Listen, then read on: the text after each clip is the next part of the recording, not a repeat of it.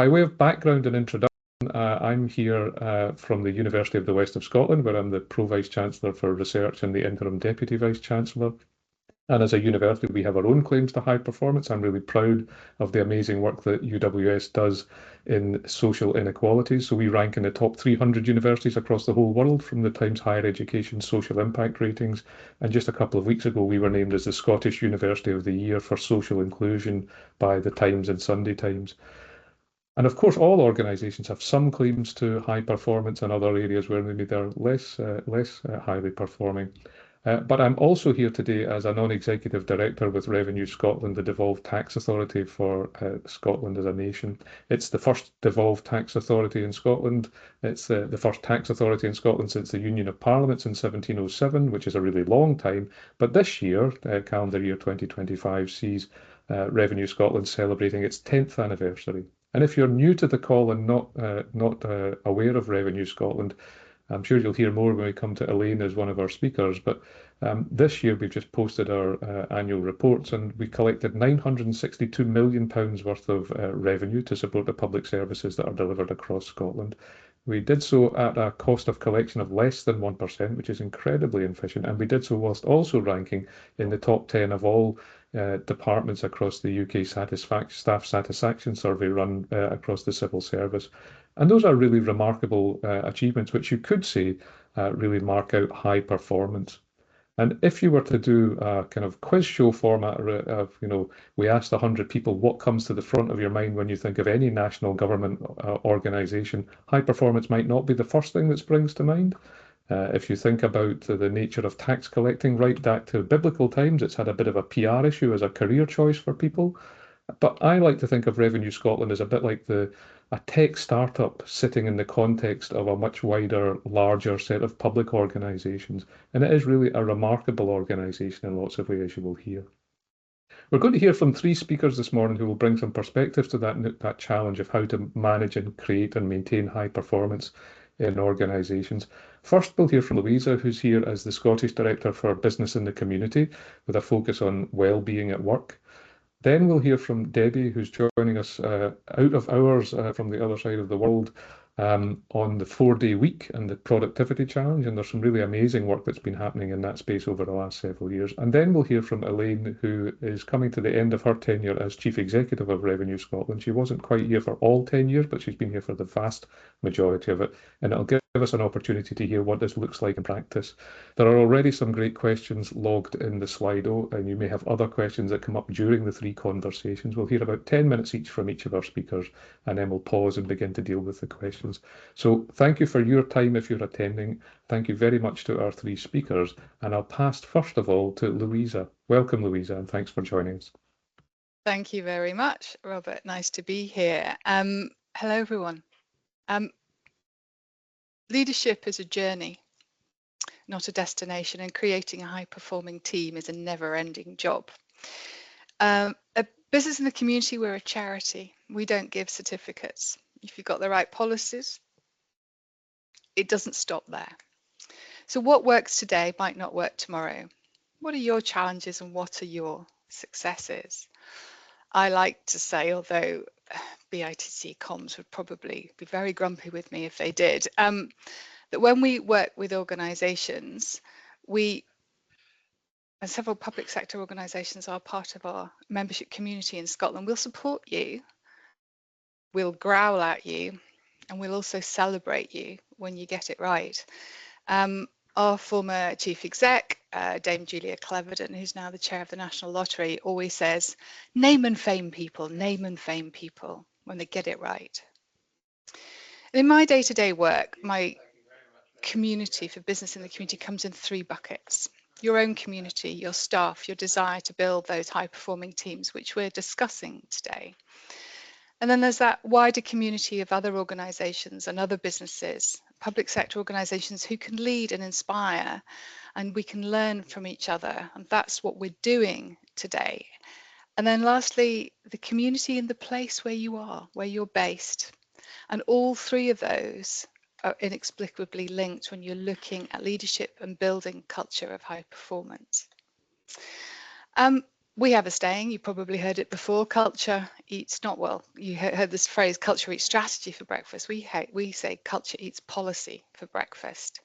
So this is your community bucket, your internal community bucket. And I'm going to give you two examples of this. One's very extreme and is a negative, and one is a positive.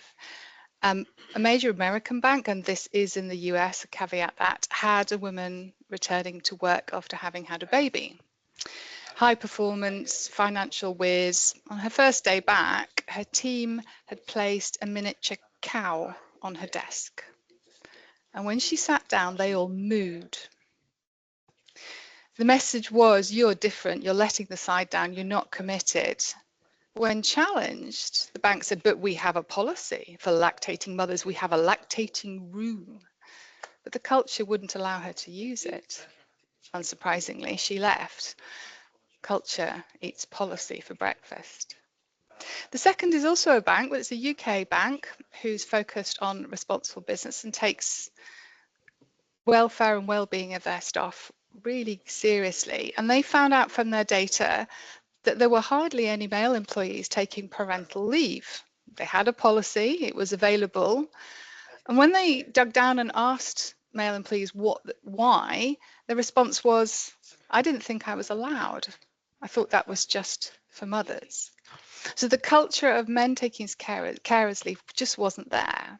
And this is despite one of their senior male execs doing a job share so he could spend more time with his family. So change in culture is challenging, and just providing senior leadership, which is crucial, is not enough. Often you've got a permafrost of middle management which isn't bought in. Unlike the American bank, the UK bank has embarked on an internal campaign to raise the take-up of parental leave by their male staff. It's good for their well-being, it's good for society, and eventually broadening that career gap penalty and reducing it will reduce gender income disparity and pension inequality. So culture eats policy for breakfast. But looking at well-being, you can learn from others and lead where you have strengths. I would always advocate using data to surface where you can track improvements. One of the organisations we work with is a large UK insurance company, and internal data is key to helping them understand the makeup of its workforce. It uses it to understand where barriers are across recruitment, promotion, performance management, engagement. And it helps understand how they can unpick those barriers and develop a really inclusive environment where everyone can succeed. So what do? They held internal campaigns to encourage colleagues to share their information. There can be a lot of barriers to sharing personal data with your employer for worry about stigma or anonymity. They engage their people leaders, they engage the senior leadership, they engage their employee network need as building out the understanding as why data collection is so important. And using that targeted approach to encourage disclosure in those business areas who weren't providing the amount of data that they needed. They have now achieved an ethnicity disclosure of 90%. That's huge. And it enables them to provide a very accurate ethnicity pay gap reporting for the years that they've been doing it. But most of all, they are now very comfortable that they do not pay differently because of staff differently because of their ethnicity. Can your organisation say that with complete confidence? A more recent example, a couple of years ago, BICC did a big report called Prioritise People. Often we get put in the nice to have bucket. Oh yes, we'll do that, but it's not a business priority. So we produced this report as to why looking after your people makes you more money, and it was squarely aimed at chief financial officers. We launched a digital tool alongside that, not a complex one, just one that organisations can use to understand how to help their staff, and our Work Well tool now has 2 years of data. To celebrate that 2 years, we had a community member came forward and talked about how they were using it, and they said since they prioritise their staff well-being, Around 90% of the staff, when surveyed, said their manager genuinely cared about their well-being. How did they do that? Every manager starts a staff one-to-one with a discussion about the well-being of that member of staff. It's interesting what Robert said about marginal gains. It's the same principle. For instance, health and safety is a very important issue in oil and gas. And how do you improve it? And how did they improve those health and safety KPIs? By introducing a safety message in every conversation at the beginning of every day. It's marginal gains. The result of that, yes, we've got nice, happy staff surveys, but actually what happened? Staff turnover has reduced by 40%, and they've halved their sickness absence rates. Halved their sickness absence rates. So going back to the Charlie Mayfield report that was produced this week, how do you keep staff in the workplace? And that is a very good starting point. So it's top down, it's bottom up. Leadership and building high-performing teams needs that multifaceted approach. There's no silver bullet. So I'd ask you to make sure you look at your data, interrogate it. What does it mean? The numbers are always the beginning of the conversation, not the end. And finally, a challenge to you. I was at a round table with the Deputy First Minister in the summer, and she asked the other leaders around the table, particularly they were mainly public sector leaders, what are you doing about economic inactivity? What are you doing? This kind of responsibility is quite difficult, I think, for public sector organisations who don't necessarily think of themselves as corporate organisations. What's their corporate impact? And the outcome is that Business in the Community is currently working with 8 public sector organisations, including Revenue Scotland, to look at inclusive recruitment, inclusive progression. This is your place-based community. You've now got a community wealth building duty. Start with those people in your final community, that community of place. And finally, a little anecdote. I'm a big fan of the series The West Wing.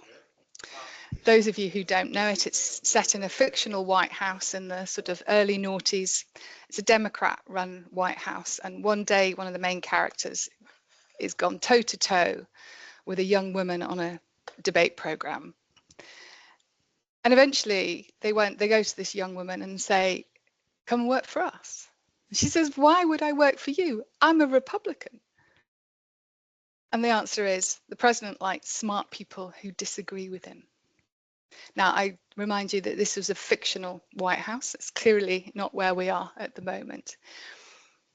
But if you can make an inclusive space for high-performing teams to bring different perspectives to the conversation, you get better outcomes. Louisa, thanks so much. What a great start to our conversation. Just before I pass over to Debbie, I'm going to pick out 2 themes from what you said. One's personal and one's relates to the conversation. So as a professor of strategy, the idea that culture eats strategy for breakfast is only because strategy is the most important meal of the day.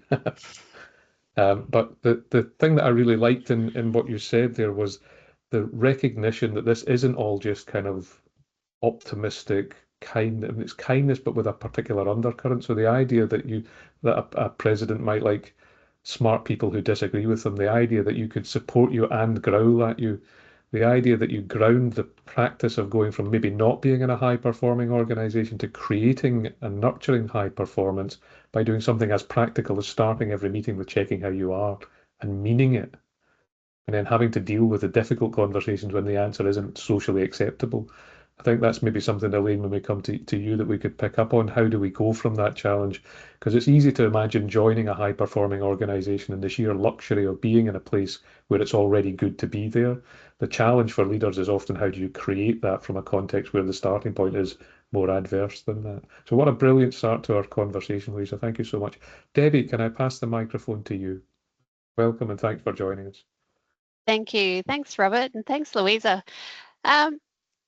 So I'm actually going to continue with the movie theme because I quite like that, Louisa. So I'm going to take us back a little bit further, back from the noughties, to a movie back in 1995. So whether you remember that movie Apollo 13, was a big hit at the time. So there's a scene in that where absolutely everything is going wrong. It's all hit the fan. There's alarms sounding, there's people panicking, there's people moving around really quickly.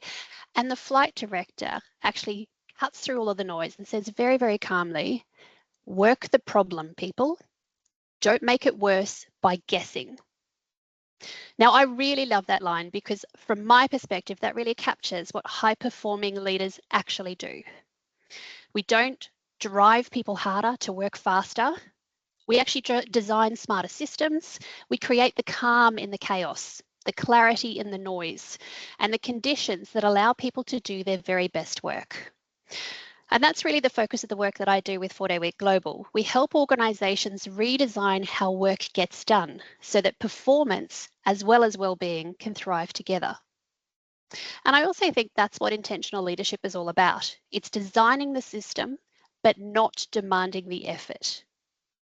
So my background is executive roles, CEO, senior leadership, that type of thing. So I've been in a lot of different types of teams, and I know that high performance has to be designed. It cannot be demanded.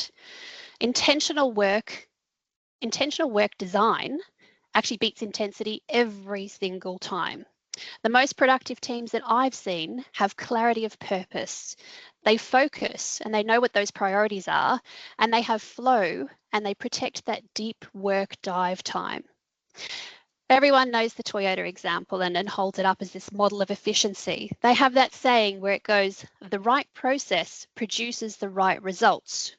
They cut the waste. They reduce the defects across their plants. And you see a very similar logic when you think about that Microsoft Japan example that everyone talks about when we think about 4-day work weeks. You know, there was one month in an August where everyone in Microsoft Japan took Fridays off. And in order to do that, they reduced their meetings. They changed how they approached doing emails. And in that month, productivity, so basically sales per person, increased by 40%.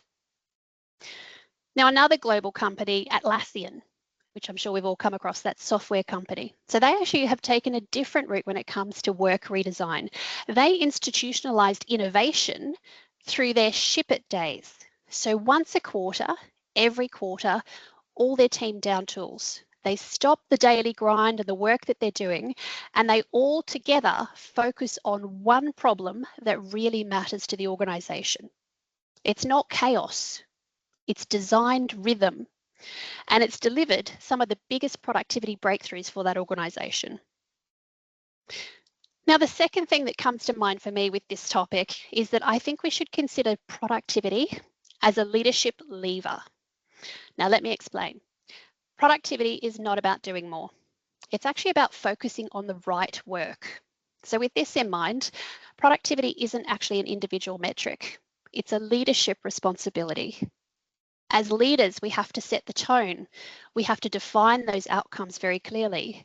We have to trust our teams that they will decide on the how they deliver on those outcomes.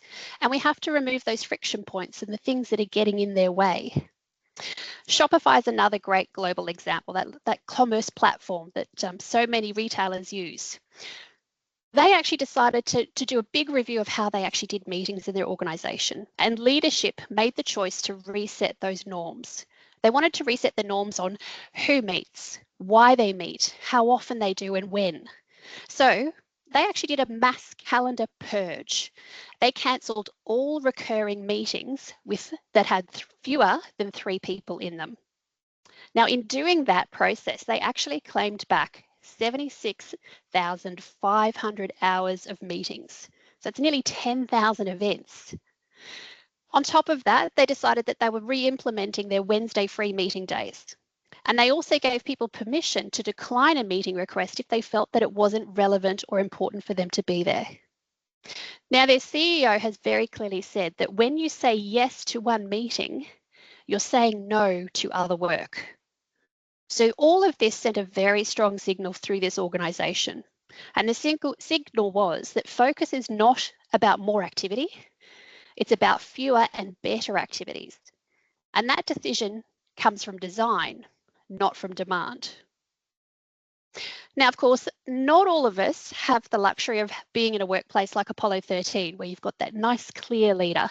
Sometimes we're actually working in a space that's a little bit more like Devil Wears Prada, the ultimate chaos.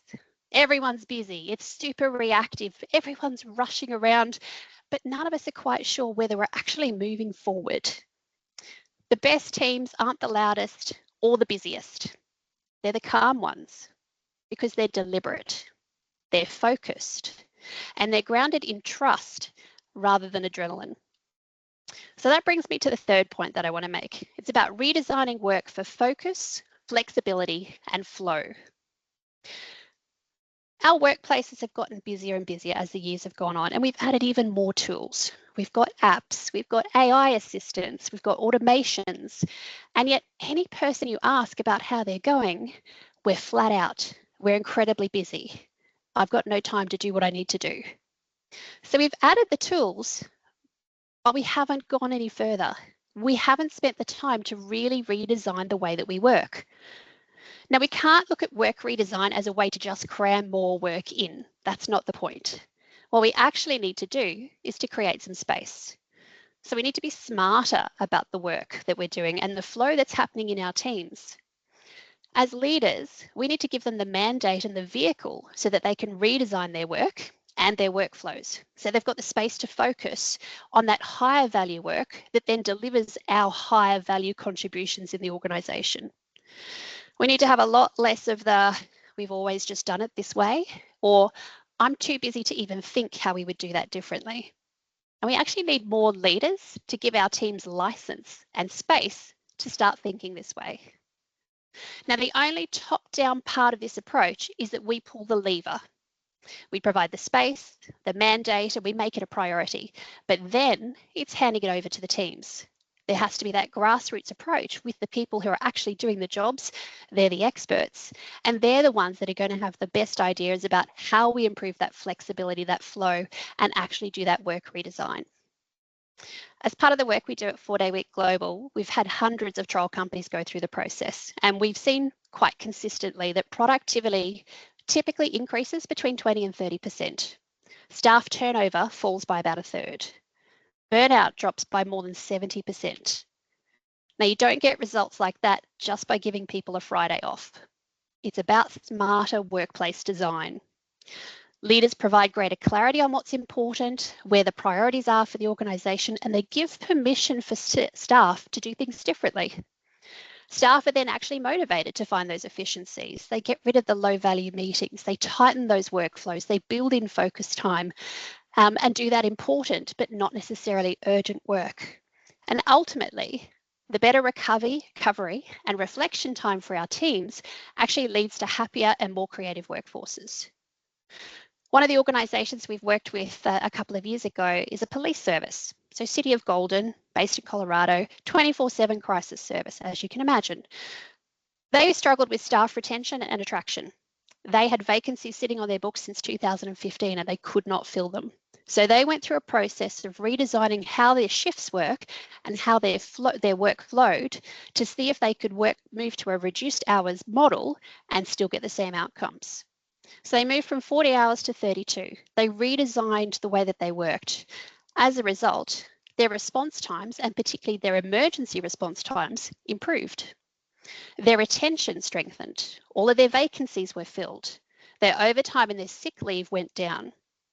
So they re-engineered how their shifts worked and how they had their overlaps to the point that officers were asking, I can't believe we didn't do this sooner. But high performance like that isn't a project. I think it's actually a rhythm. And it's achieved through that consistent reflection and feedback and refinement. So it's important for us as leaders that we embed these habits into any organisational culture so that we can ensure that performance endures through any change that happens. Sometimes those things are really simple feedback loops. Sometimes it's weekly check-ins, pulse surveys, retrospectives. The key is that leaders who treat reflection as routine, not a luxury, are going to help set their teams up to cope with change through that organisation. Now, there's a report that was done by the Australian Productivity Commission, and it was around innovation in care, particularly for people with chronic health conditions. Now, this study was all about seeing if there was a way that they could better support people who had those conditions. So what they did is they used data and analytics to identify patients that were at risk of hospital admission, and they intervened earlier. So they developed better coordination across the different providers, so the GP, the specialists, the hospitals, and they all worked together to reduce duplication and wasted effort.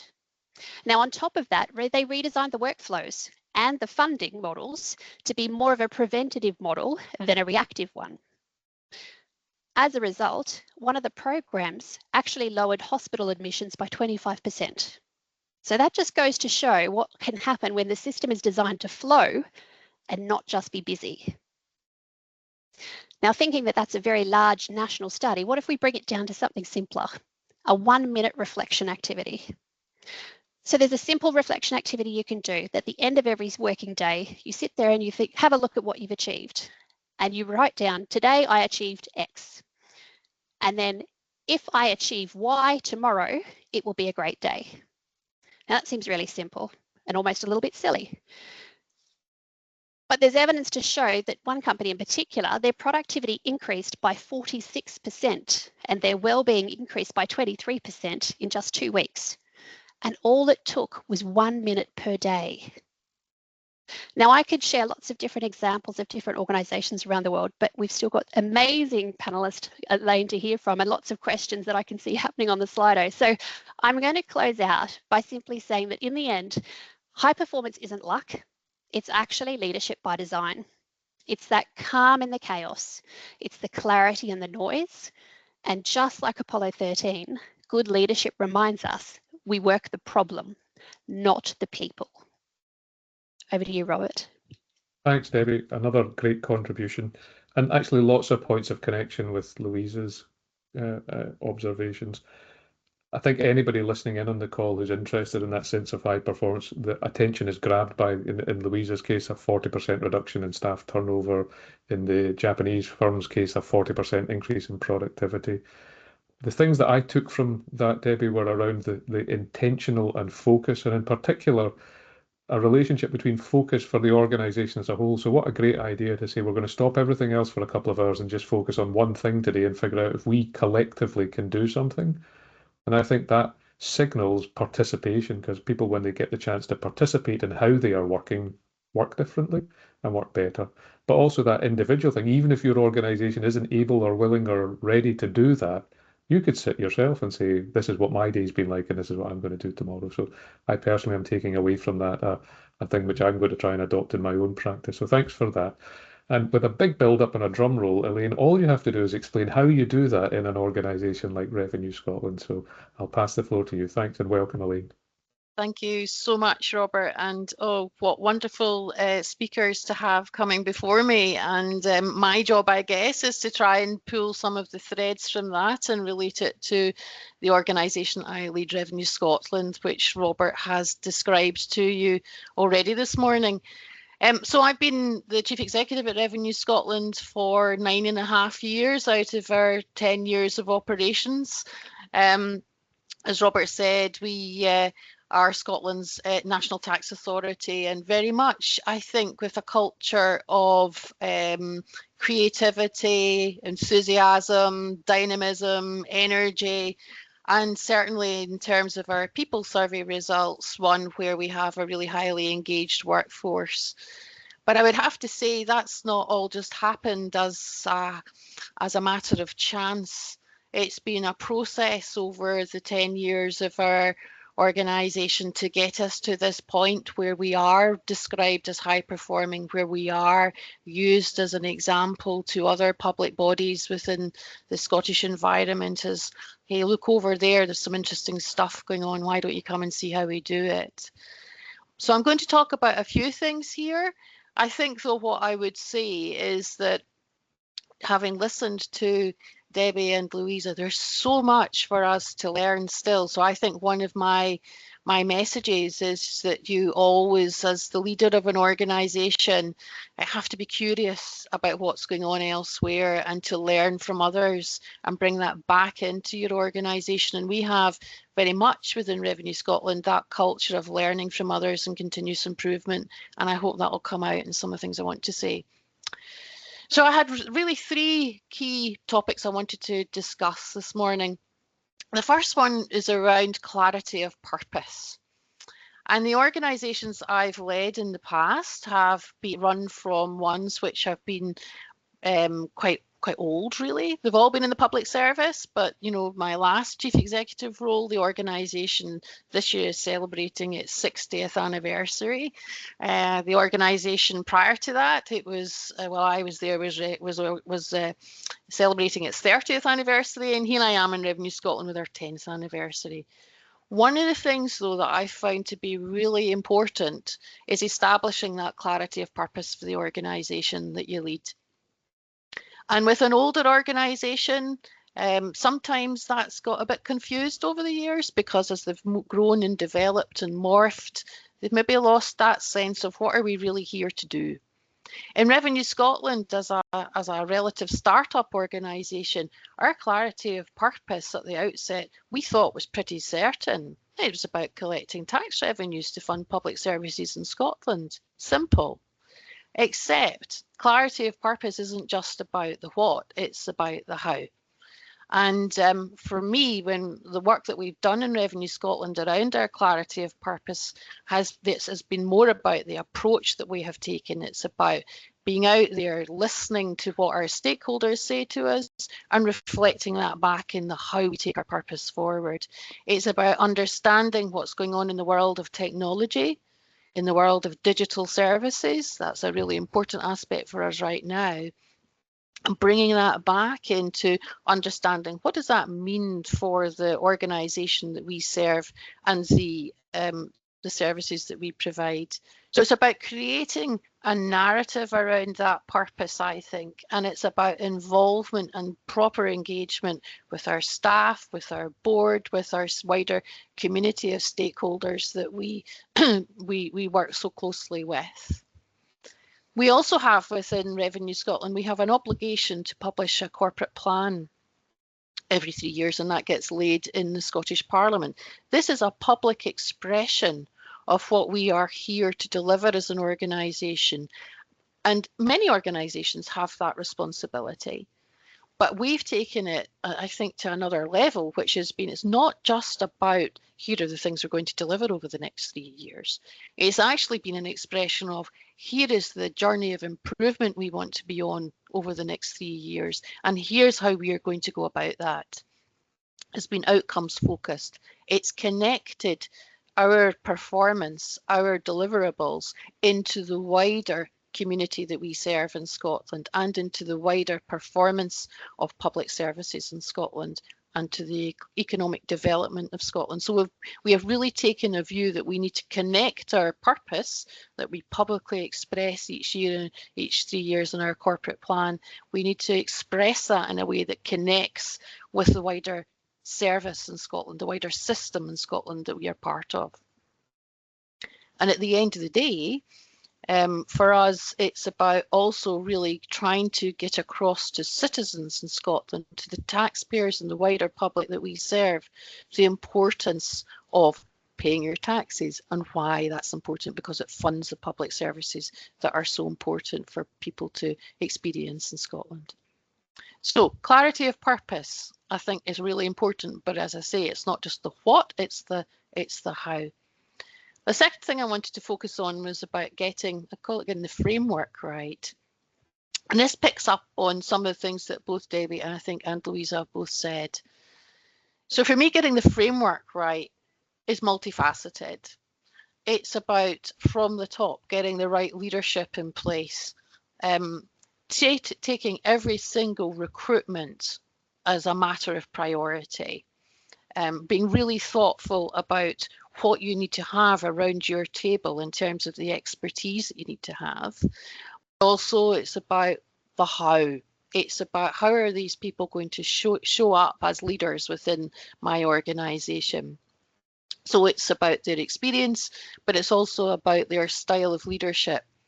And it's also about placing a great emphasis on building a team ethos. I've worked in a number of organizations where the culture round the top table, frankly, has been toxic. It's been competitive. It's been defensive.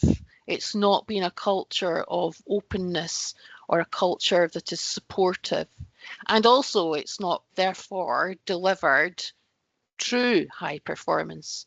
I worked for one organisation which had a great reputation externally for what it delivered, but internally how that was delivered was through a culture, frankly, of bullying and driving people so hard that people fell off, you know, that people were off sick with stress. So I've seen how you can have outwardly what looks like a high performing organization, but inwardly it is not. And that organization, in the end, really truly suffered as a result of that. So for me, that leadership experience and the people that you employ and what they have by way of experience, but most importantly for me, also how they're going to behave as leaders and work with their team becomes really important, because that tone that is set from the top really does matter for how the organisation's then led. It's not just the leadership though of recruitment. We've placed a really high emphasis on, we call it strategic workforce planning. It's looking at the capabilities that we need to have as an organisation. And when I look back at what we had in 2016 when I arrived and what we have now as an organisation in terms of that breadth of experience, that real specialist skill sets that we have around our organisation now, the multiplicity of professionals that we now employ, you have to really be thoughtful about what is the capability that you need to have to be able to deliver the performance that you want to deliver as an organisation, and move and iterate that as is required. But fundamentally, treating every role as a priority is important. And I say that as an organisation now of 100 people, you may say, well, that's easy for you. But actually, I think if you took that attitude across a leadership group in a wider, larger organisation, you could still do that. You could still say every single person we employ in this organisation is a priority for our organisation. So, getting the framework right. Other aspects of the framework: performance, information, business plans and data. So important to helping to focus on performance and be able to be curious about your data and interrogate your data so that you can make change to your processes, if that is what you feel you need to do to improve your performance and your productivity, or looking at your data because you're interested and concerned about the health and well-being of your workforce. We use data all the time in Revenue Scotland for both our business performance and our KPIs, but we also look at it from our people perspective to see how things are going there. We look at our average working days lost, we look at our diversity of our workforce, and we look at all aspects of our people. So we do have policies. This thing about policies that you were talking about, Lisa, we do have policies. Clearly, we have HR policies that are part of our framework, of getting the framework right. But I would say it's how you operationalize those policies. So we've invested a lot in our learning and development as an organisation in terms of supporting our managers, supporting our people, to make sure that we have productive conversations on a monthly basis. And there is a question right at the outset of those monthly conversations around well-being. How's it going for you? How is it going for you in your role and in your team? Last thing I wanted to say about framework, I think, is back to individuals, I think, and staff. And I think it really matters for every individual to understand how their job matters. It really matters from a productivity performance perspective, they need to understand the connection between their job and business performance. My job matters because, and we try and build that ethos right through Revenue Scotland, and it's something that I've done elsewhere too. And as soon as we can get that line of sight between the individual and the performance of the organisation, it opens up wonderful conversations about how they could do their job better to improve the performance of the organisation. And that's the sort of ethos that we try and develop within Revenue Scotland. So clarity of purpose and getting the framework for the delivery right. And then the last thing I want to talk about, which won't come as a surprise to anybody who knows me, is culture. And you'll have heard from what I've said so far, a lot of what I think I am talking about is getting the culture right. So how do we go about doing that? And I've worked, as I've said, in organisations where I've gone in and the role has been to really try and transform what is a difficult environment. I've also worked in organisations which have been a bit dusty, a bit old-fashioned, and they've needed to be modernised, you might say, and be a bit more outward-looking and thoughtful around how they perform. And I've come to Revenue Scotland where it was pure startup essentially, where we had to work out what's the sort of organisation we want to be. And so fostering an environment where everybody is welcome, irrespective of your background, has been a real priority for me. You've heard what I said about recruitment being a priority, but then it's also about what's the environment like when our people arrive? How do we make them feel welcome?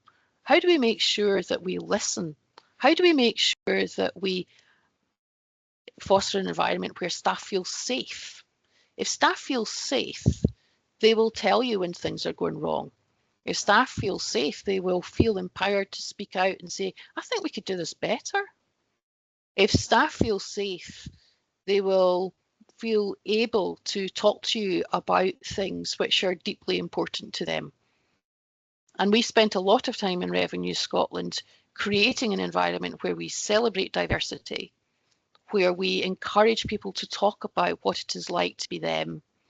And we have used that in a way, I think, which has really helped build real strong networks within our organisation, and also, frankly, enable people to feel that when they can turn up at work, they can be themselves and they can operate to their best of their ability.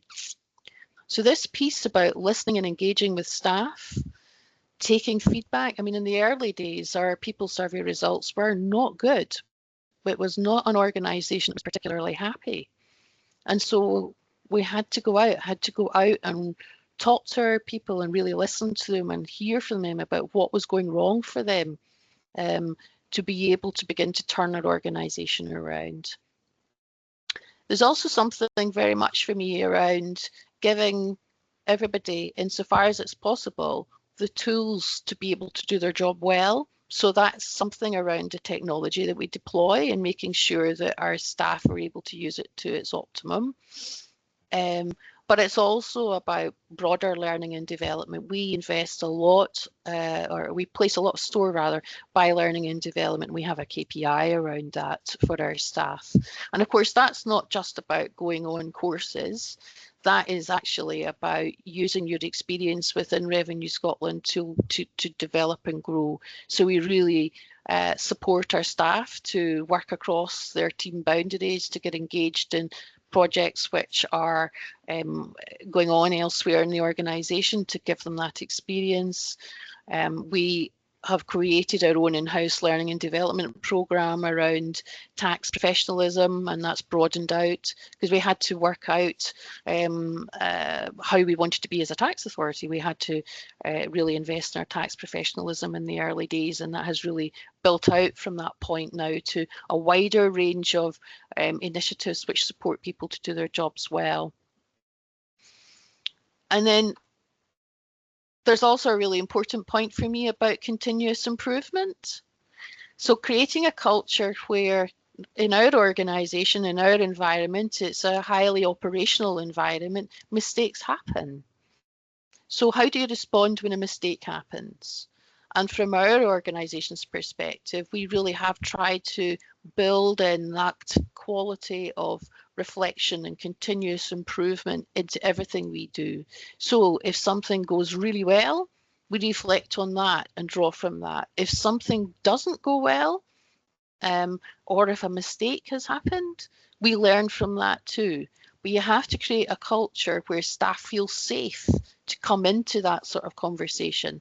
And we build that sort of virtuous circle of continuous improvement into practically every element of our work, actually. It's very much part of our culture within Revenue Scotland. And then the last point around paying attention to the culture for me is around using experiences. It's building on the continuous improvement point. It's about using experiences that are tough. And we've been through quite a lot of tough experiences in the last 10 years. And I think it's about how you approach those. So you approach them, in my view, with an attitude which is, come on, guys, this is a hard thing we've got to try and do. We can do this. And I would say one of the hardest things that we had to do was overnight switch from being an office-based organisation to a wholly remote-based organisation as a result of COVID. And we did it. And we delivered the same outstanding performance against our KPIs as we did when we were in the office.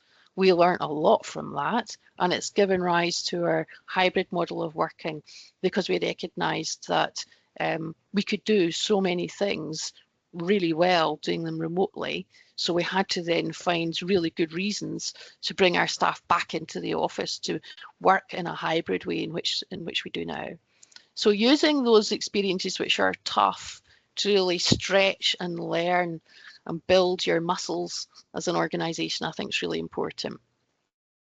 So for me, creating a high performing organisation is fundamentally about your people. You can have your systems, you can have your technology, you can have your processes, but fundamentally, to get it right, you need people, and you need the right people with the right culture to be able to really deliver high performance.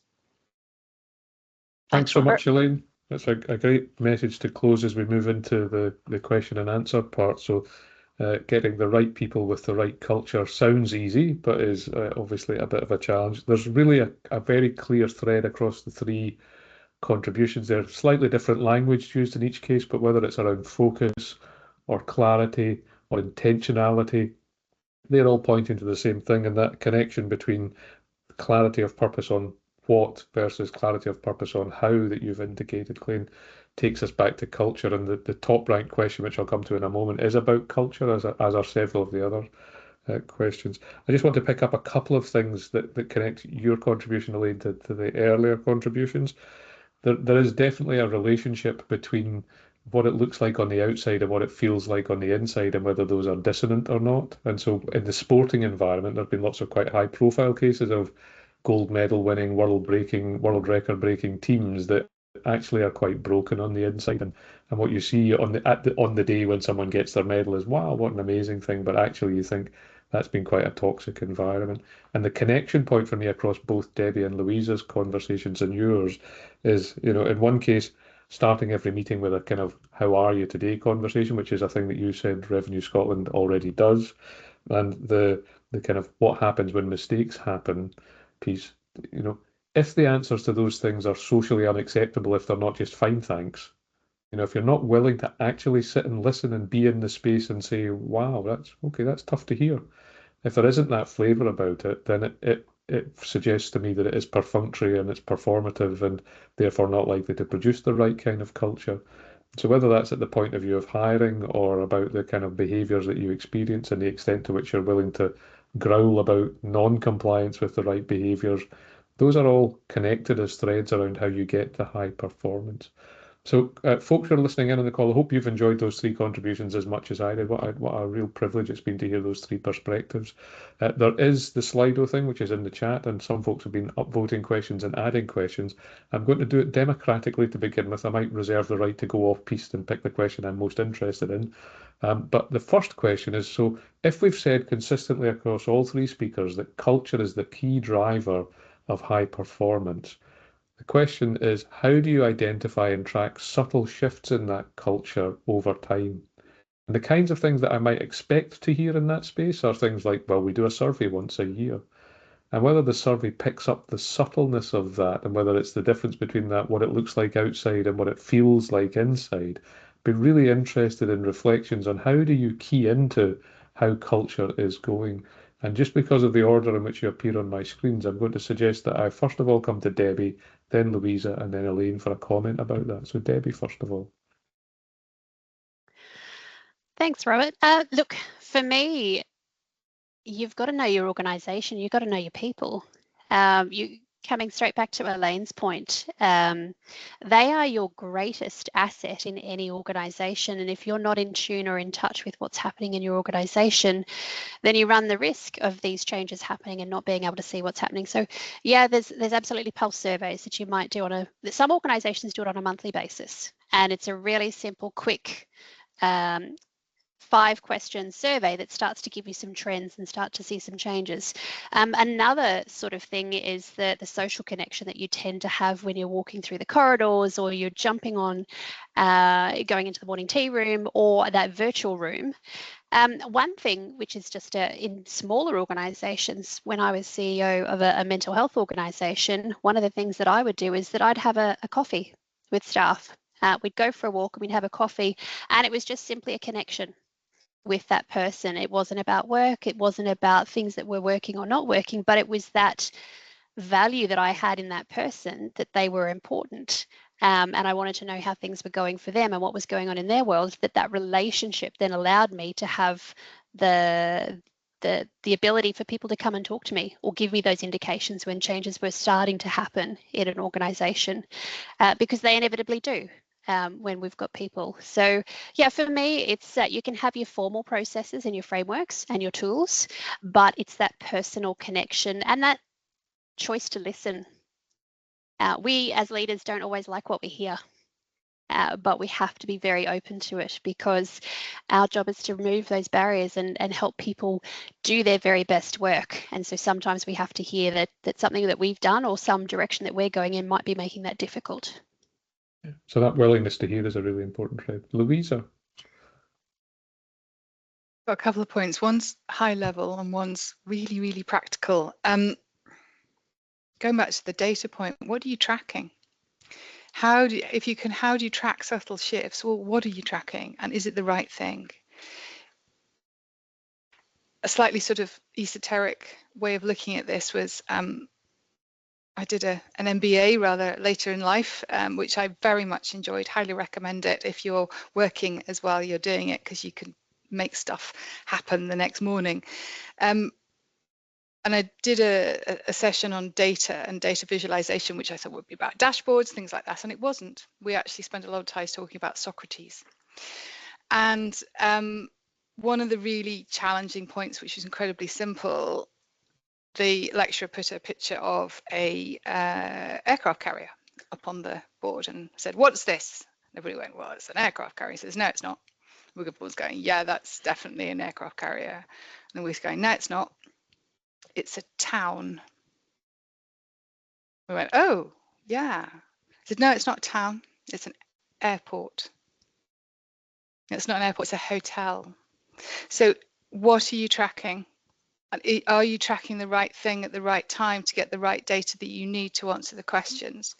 Ultimately, it will show up. Even subtle shifts will show up in your KPIs, that reduction in sickness days or reduced turnover of staff. Those are the long-term gains. But what are you measuring? Are you measuring the right thing in the right way at the right moment? And then the little thing, I went on secondment to the Scotland office just before the pandemic. Not a big organisation, a department of about 80, half in Edinburgh, half in London. And they had a thing they called a cuppa chat. So building on Debbie's point is that you volunteered and everybody was matched with somebody they didn't know or work with on a daily basis to just go out for a cup of tea once a month. And you got to know all sorts of different people across the organisation. The first time I did it, I got one of the apprentices. I thought, oh, I've got an apprentice. But actually, do you know what? She was great, and she made me hear things differently. Still in touch to this day. She's gone back to uni. She's risen through the ranks. She's now running all their events. I'm so proud of her. And building those dissonant connections between different parts of an organization and understanding, breaking down silos and different generations as well as backgrounds. So diversity encourages all types of diversity, age, social background, everything that you can think of. And just breaking down those barriers, building that, having that cuppa chat. And it's something that I've brought in when I've been chief exec of organizations as well. It's really helpful. Great, Louisa. And so the challenge for senior roles is that you get insulated from bad news and disgruntlement because there's a power dynamic and because the people feel that there may be career prospects. And so there's something about the authenticity of wanting to hear that. And I guess to try and address that challenge, these TV programs of the back to the floor type thing where somebody goes undercover in their own organization, the fact that it's a surprise that that's what people actually think of them or about the leadership or about the purpose of the organization, that in itself is a cultural indicator that there's some dissonance going on. So Elaine, I'm not suggesting that you've yet been undercover in Revenue Scotland, but what in practical Very terms do you do difficult. to try and hear the messages that might otherwise not be heard? Yes. So we do all sorts of things in Revenue Scotland. So yeah, I agree. You know, the once a year people survey gives you a lot of really useful data, but that doesn't give you the whole piece. You've got to actually have the opportunity to listen and to speak with people and meet people. And so we do all sorts of things within Revenue Scotland to facilitate that. One of the things that when we moved to remote working as a result of COVID, we went out and we spoke with our staff and said, you know, we want to really support everybody here. We're going to go through some really tough times. What really matters to you? And the message we got back loud and clear, and it's been reinforced a few times since, has been you've created a sense of community within your organisation. We want to try and maintain that sense of community. So a lot of the approach that we take is actually with that in mind. It's about recognising, to your point about the aircraft carrier, it's a community. An organisation is a community. And so how do you make sure that you create an environment within that community where folks feel welcome, but also feel they can be honest? So we have 2 times a year, we come together as a whole organisation. And we place great emphasis in, we have these sort of staff conferences, but we place great emphasis on those about building connections, about building networks across the organisation. That forms a major part of the day. But outside of that, we have weekly all staff calls. I meet with new starts. And we have coffee mornings, we have all sorts of things that allow our staff to come together in whole or in part, and for me and my leadership team to be part of that. The last thing I would say is when I arrived here, I was given an office, and I hadn't worked in an office, you know, in my own room in an office for years. In fact, I'd spent my 2 previous senior jobs moving folks out into open plan. So I found this a bit strange. So I sent a really clear message, I think, out to our staff at the time by unplugging my laptop and moving out into the main thoroughfare of the office. And I spent my first few months in Revenue Scotland every day sitting at a different desk.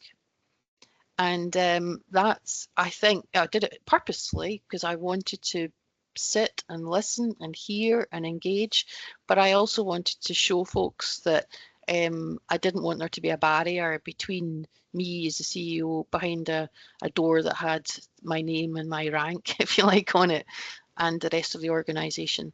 So I didn't quite go back to the floor in the way that some of those organisations or some of these TV programmes depict, Robert, but I did go out and sit within the organisation, and that's what we've done since we don't have offices. So there's definitely something about it's a multiplicity of approaches, but it all boils down to being accessible and creating an environment where folks can reach out, and you can also reach out to them. I love Teams.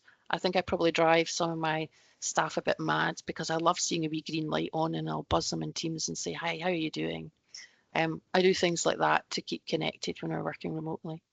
Thanks, Robert.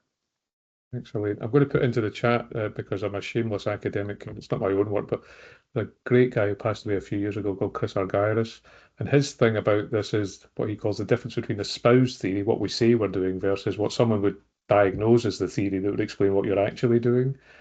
And so if you really want to hear feedback, if you really say we're all in this together, then you have to move out of the privileged office and into the open hot desking space.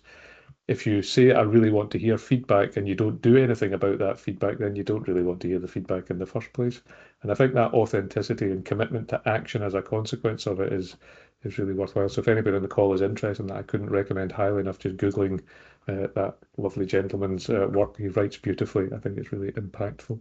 And so there's definitely something there about the ability to hear that feedback. And then if you're given the privilege of hearing that feedback and don't do anything about it, don't be surprised that people don't tell you that next time round. And I do think that senior leaders have that sense in which things smell of fresh paint and things are generally positive because that's what's presented to you.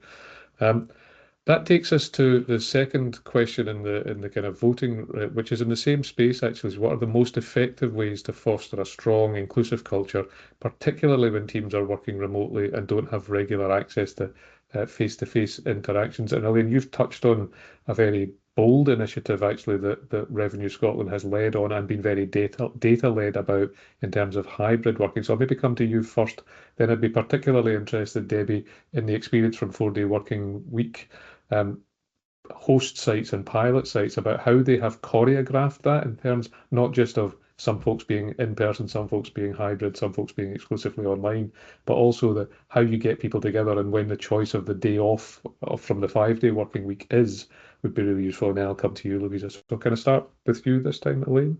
Sure, thank you, Robert. Yes, so our approach to hybrid was very much informed by the experience we had of working remotely for many months. So it was quite obvious to me that simply trying to reverse back to where we were before March 2020 was the wrong thing to do because we had changed so much over that period. And I've already mentioned, that sense of community that was the call from our staff when we moved to remote working. So we have maintained many elements of what we learned through remote working as we moved into hybrid. But when we were establishing what our approach to hybrid working was going to be, fundamentally it had to be about continuing to deliver excellent performance, business performance. That had to be the ultimate output here. But also what we wanted to do was create an environment where we were recognising the experience of working remotely and engaging with our staff to find out what was it about that allowed them to operate optimally, because our performance had been so good when we'd been working remotely. And so rather than arriving at a point where we were saying you have to be in the office X number of Tuesdays and Wednesdays in the week, what we did was we crafted an approach which was about anchor activities in the office. So we did a lot of work with our staff about what is it about coming to the office that makes you work better? What is it about coming into the office enables you to work optimally? Because if you work optimally and your team works optimally, we'll work optimally as an organisation. So it's back to that thread from individual up to business performance. And so we have very clear things which we have agreed as an organisation are done in the office. And then outside of that, we have staff have the ability to work from home if that is their preference. So clearly we have staff who would like to be in the office more days than we absolutely require as an organisation, and that's absolutely fine. So we've tried to create that balance between being clear about what the office is used for ultimately, optimally, and flexibility around that. How you maintain your culture through all of that though, so that means our staff are not interacting in person in the way that they did prior to March 2020. So we use Teams a lot. We have collective gatherings on Teams, and then we have collective gatherings in the office. We had a Macmillan coffee morning the other week in the office, and lots of folk came into the office that day because it was the Macmillan coffee morning. So we have a range of approaches, but certainly keeping in touch with our staff, keeping in touch with our teams is paramount throughout all of this. And it's just a question of how do you do it optimally? Is it online? For some things that's possible, and it is. For other things it's in person and it's in the office. Thanks. And I can attest to the sheer quality of some of the baking that is produced in Revenue Scotland at things like Macmillan Coffee Mornings. Cake matters. And I guess going back to earlier conversations and Louisa's opening, that willingness to growl or have the difficult conversation, because it might suit some of your colleagues to not come in, but if it's that, I really like that framing of anchor activities, where even if it doesn't suit you, this is a collective commitment. And so that's why we have to do that. And so it's not all just 1,000 flowers bloom and everybody gets to choose. There has to be. That's why I guess when I come to Debbie in a moment, that issue about the choreography is really important. And I suspect for some folks on the call, the hesitancy of whether it's a hybrid working model or a 4-day working week model, the hesitancy about it is anxiety about the choreography. So could we come to you next, Debbie? Yeah, absolutely. Thanks, Robert. So speaking specifically about 4-day week organizations, one of the top things that often comes up when we go through the process with them, we talk about what are the benefits, what are the motivations for doing this, but also what do you want to protect? And quite often, one of the things that people want to protect is that connectivity. Teams enjoy working with each other. And so if you've got people running at different schedules, they want to make sure that there's enough crossover and that they still get to have the water cooler conversation or that virtual connection with them or that green light where they can give them a call on Teams. So the way it works from the 4-day week perspective is it's a co-design process. So the number one priority is making sure that the business is able to produce or do the work that it needs to do. That has to be the first priority because that's why we're all there. But then it is up to the teams to figure out what is going to work best for the organisation on that basis. So when it comes to having days off or what those schedules look like, they're actually co-designing it themselves based on what those workflows are. So one team might think it'd be great that everyone's away on a Monday, but payroll process on a Monday. So obviously that's not going to work. So it's that give and take and that negotiation that happens internally by the people delivering the work to make sure that it still happens the way it needs to. So there's no compromise on service, there's no compromise on the delivery of the organisation. But the key is that compromise doesn't need to happen because the staff are actually co-designing it. Now, the other thing that can happen, particularly with remote teams, is, and look, it's not just remote teams, it's all teams, is one of the biggest challenges when you come into an organisation or you've been there a while is you don't know what the norms are. How do you know if something's urgent? How do you know what communication tool you're supposed to use when things are urgent? How do you know when is it appropriate to be sending messages on Teams, or what's the vehicle for this particular topic or project or activity that I'm doing? So one of the things that we find works really well, not just with remote teams, but all teams, is actually making sure that that's really clear, helping organizations develop what that playbook looks like. And again, it's that co-design process. So getting that clarity around what are the comms tools, what are the priorities, and what's the expectations from the organisation around that. Once we've got that better clarity, it makes it easier for that organisation and the people in it to actually do their roles. So as part of that co-design, the other thing is that we're also scheduling things in that are important. So it might be that we need meeting-free Wednesdays, or it might be that we have a town hall once a month and that day has to be protected. But similarly, that connectivity can be protected. So a lot of organisations that do the planning for their 4-day work week or 9-day fortnight or whatever version they're doing, they will actually schedule in connection time. Breaks are important. They'll have morning tea breaks, they'll have lunch breaks, they will have social time blocked into their calendar because we want people to stop and rest and connect with each other and then go back and do that really important focused work. So I think the key for me is around the fact that we give people the ability to co-design and figure out what's going to work best for the organisation, but also making sure those important things like connectivity still happens. And when you schedule those sorts of things in, they're more likely to happen on an ongoing basis. Great, thanks, Debbie. I'm really interested in the language that we use. And so we talk about organisation, and I suspect in word association, we've got organogram in our head. It's kind of who reports to who does what. We don't think about organising and community in the sense in which, whether it's a village, a hotel, a ship, an airport, in Louisa's example, the organising of that is a thing. And we also don't tend to recognise the difference between the mechanistic sense of organised and the social human sense of organism. You know, organisms are organising devices. So that's why this point that I use the phrase choreography is really important. So whether it's this anchor activity days in your language, Elaine, or in your language, Debbie, prioritizing the time to just be with each other when it's not a meeting is related to, but not same thing as everybody's in on Wednesday, third Wednesday of the month, because that's the day when we're going to spend 2 hours focusing on the big issue of this month and what we're going to do differently. So I think that's a really helpful contribution. Louisa, what would your answer be? There's a whole range of things in there that, I'll come back to it, but totally cake matters. So the anchor activities, I'm a proud board member of Social Investment Scotland. And like all organisations, they face everyone was in the office, then everybody went remote. How do we bring that back? How does it work?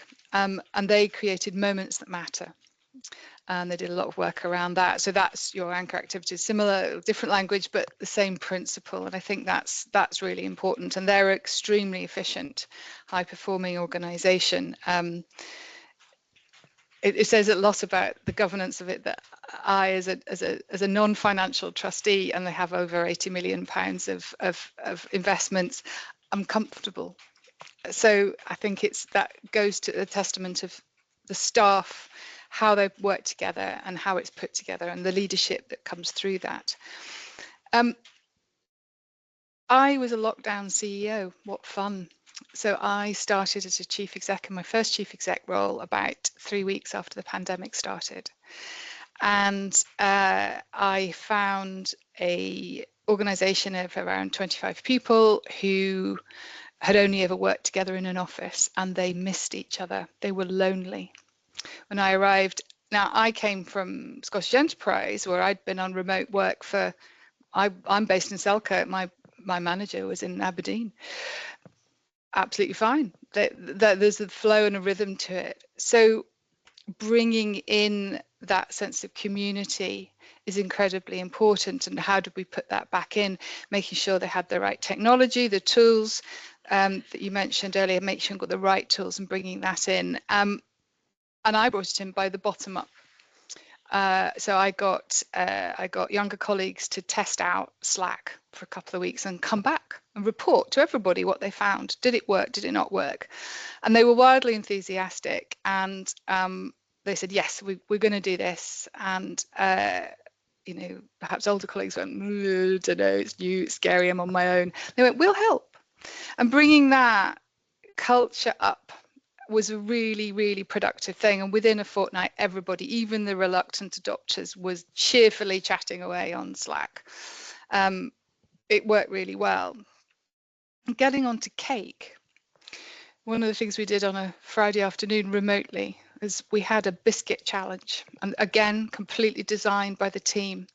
And they would get sort of generic biscuits from different supermarkets of, I know, Jaffa Cakes or Bourbons or whatever they were, and they test them live and give their feedback. And it was absolutely hilarious, and it really built a community feeling of what they did. Robert, you found that clearly the Revenue Scotland baking is excellent. The BITC younger staff, brilliant bakers, absolutely, and they have, because I found younger colleagues want to be in an office more often. Because they don't have that sense of community and they need that interaction, or they're working from their bedrooms, they're living in their bedrooms, they want to get out and they want to learn. And actually having them meet together and swapping recipes in the room was in the office was really great. I'm now facing something different. I have a matrix management of around 25 staff in Scotland, and we've just lost our office. We were tenants of SCVO and they have given up the building, so we have now all gone fully remote. But how do I build those moments that matter back into that connection? So we have a Team Scotland, which is across the whole organisation, different teams doing different things, online call every couple of months. We have a staff picnic, which actually is great fun. Everybody just brings something, but it is going to be difficult and different going forward. So haven't quite worked it out yet, so haven't got all the answers, but that's what being a leader is about, isn't it? It's seeing how you go, depending on what comes up, and the challenges that brings. But Robert, I know we're getting towards the end, but I just want to say I've had a masterclass here. I've really enjoyed it. I've got about 6 pages of notes, and I'm loving the language differentials, but the outcomes are the same.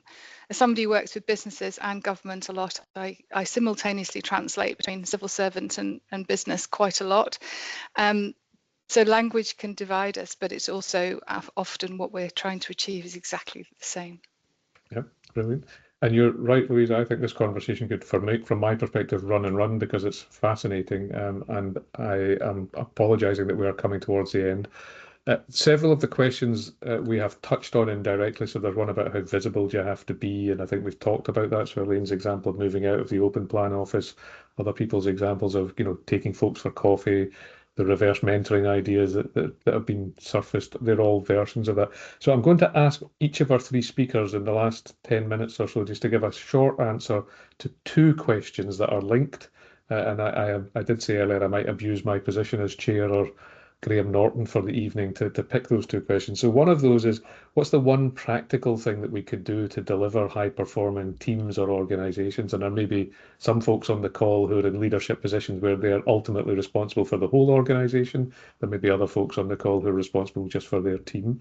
So that's that. And then there's another question which resonates with me certainly as a non-executive member of Revenue Scotland, which is, what can you ask the board of your organisation to do to help nurture that sense of high performance? And this time, rather than going in a particular order, I'm going to ask for volunteers. So if you want more thinking time, don't volunteer. And if you've got your fastest finger first answer, you can stick your actual hand up and I'll look out for you on the screen. So who wants to go first? Louisa. Hang on, just finding my button. One of the best pieces of training I ever had was at the Scotland office, and it was about leadership. But it was about leadership at all levels and empowering people to have leadership, no matter where you were in that organisation. And I found that incredibly powerful, and it's something that I've taken through with me. And boards, I sit on boards, work to boards. Boards need to be visible. And making sure and building in their visibility is actually really important for staff, because they are the strategic oversight, making sure that staff understand that they have reality. And that's come through, it can come through in a staff survey, but actually that making sure they're real and visible, building in board meeting staff regularly, I think is incredibly valuable and really interesting for staff as well as board members. Brilliant. Thank you, Louisa. Who wants to go next, Debbie or Elaine? Elaine. Just trying to get my microphone on. Thank you. I'll start with what can the board do?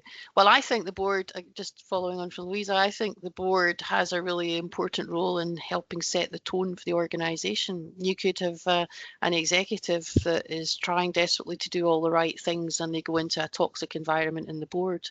That just won't work. So the board has got to be in lockstep, I think, with the executive around what's the culture we want to try and create in the organisation and how they can help the executive around delivering that is by putting culture and putting a focus on that as part of the discussion that happens at board meetings. They have a really important role there, I think. Practical thing to deliver high performing teams or high performing organisation, get your people talked together and talk to them and ask them, get some business performance information out, put it on the wall and say, right, what do we think about this? How can we do things better? A great answer. And finally, Debbie. Thank you. So I'm going to expand a little bit on Elaine's comment there in relation to the board. So I think what we can be asking our board is absolutely supporting the executive or the leader of that organisation. It's about listening to them. It's about supporting them. But I think the thing that to add on to that for me is it about asking them to hear the voice of the staff.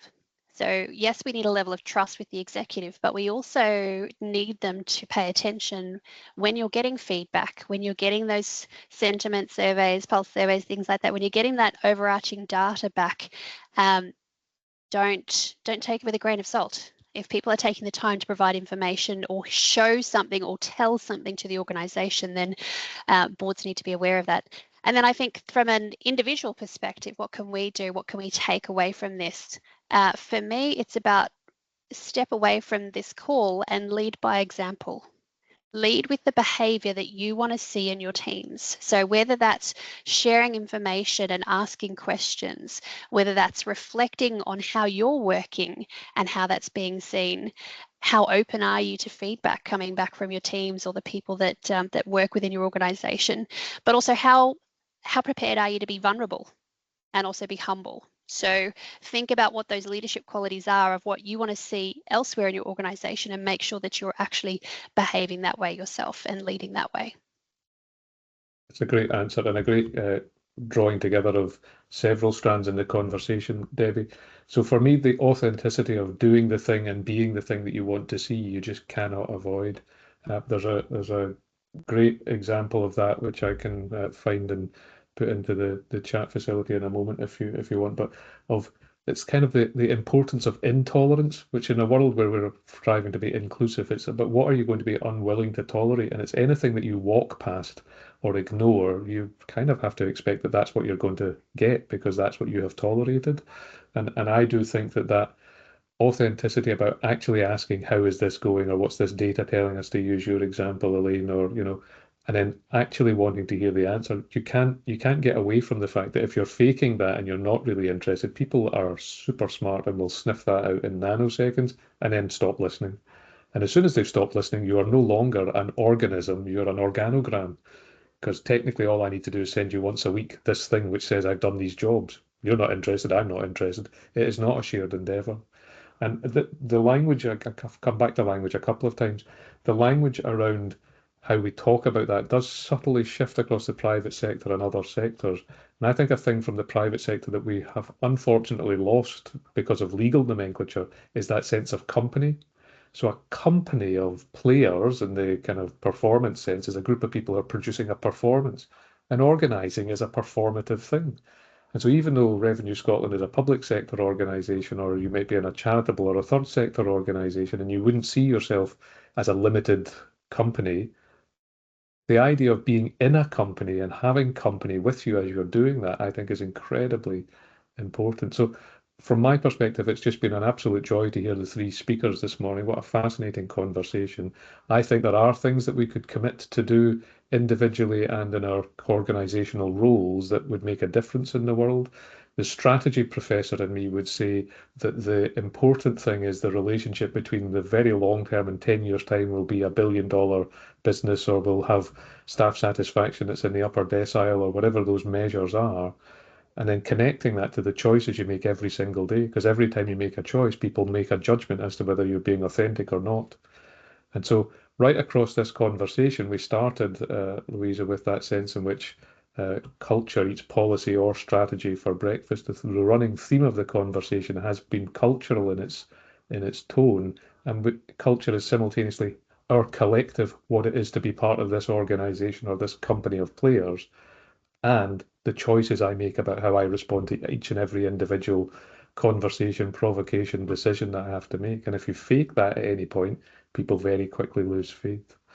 Another running theme across the conversation, which was slightly preceded, was that we've used examples from film and TV and quotes and so on. So we've had The West Wing, we've had Apollo 13. So in thanking our three speakers, And I know that with the Teams doesn't necessarily allow cameras and videos and so on, but I want you, even if it's in the silence of your own heart, to rapturously applause our three speakers in a moment. But I'm going to give you my quote and then set a question for anyone who hangs on for the last minute or two to answer in the chat facility if you want. Where does this come from? Which is, the quote is this: you keep saying that word, and I don't think it means what you think it means. And I think when we talk about high performance, that resonates with me. Actually, what we're talking about is how we behave with each other to create that sense of safety and belonging and genuine care. And what we talk about sometimes is the gold medal winner or the world record breaker or the best in sector awards. So that's my quote. You keep saying that phrase, but I don't think it means what you think it means. So if you can tell me where that comes from, I'll be interested. It's one of my favourite films. Brilliant. Thank you so much, colleagues. I hope you have a great rest of your day. This has certainly been the highlight of my day, and I look forward to seeing some of my Revenue Scotland colleagues in other settings. But thank you very much to Louisa and to Debbie and to Elaine for just a masterclass of a conversation. Thank you very much.